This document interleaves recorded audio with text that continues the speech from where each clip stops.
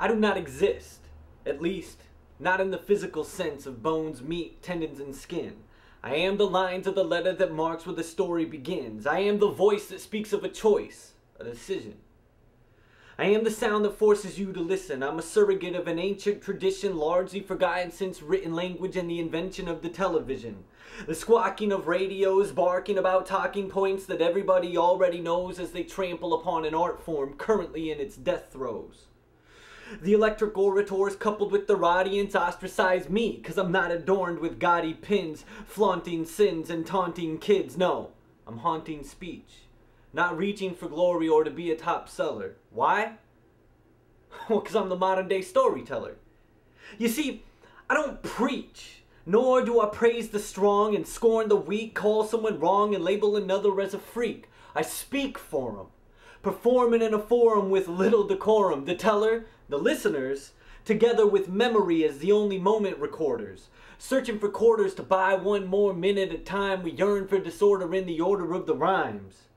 Every story, like every teller, has a birthday, and the genesis of myth is not exempt from this, and at some point it stumbled through the doorway. But enough of the foreplay.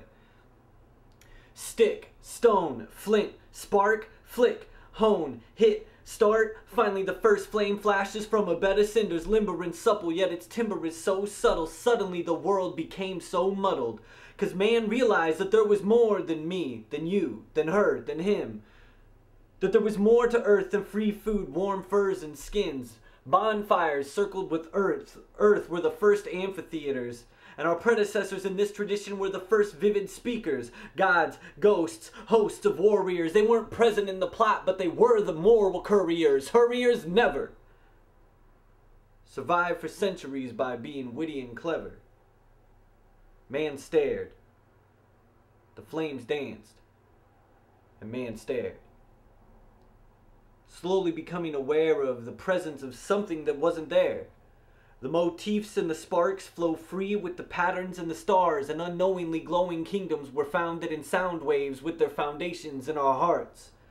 The lips part to impart artful noise, words, nonsensical stimuli to which meaning is applied, from which feeling is derived. From this, healing is supplied to those stealing closer to hear a sober line.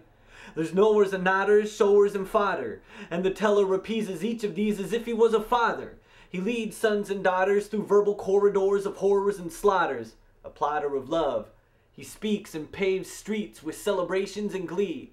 The teller heaves and sighs, whole kingdoms seethe and die, while others are birthed and breathe and cry. We're relieved, and why? Because stories are prehistoric antidepressants.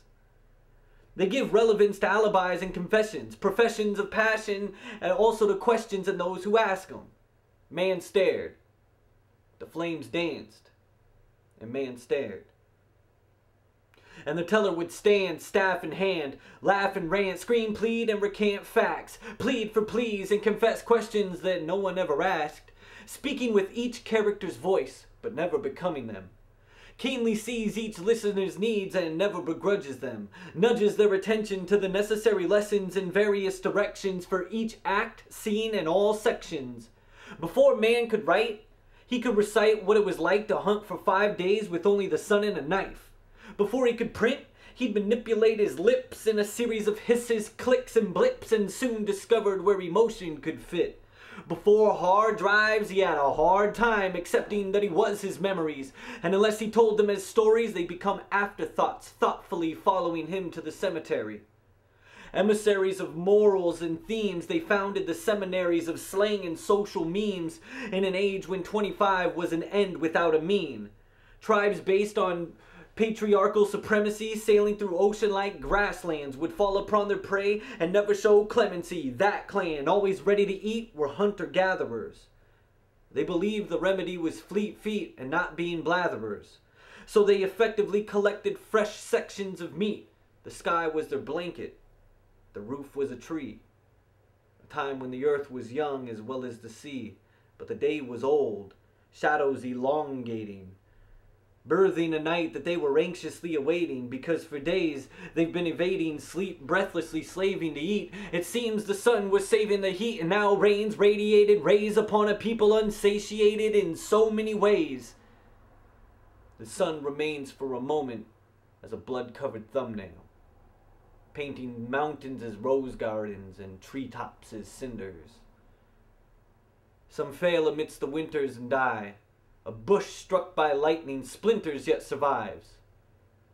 A lush, frightening thought interred, only to be revived.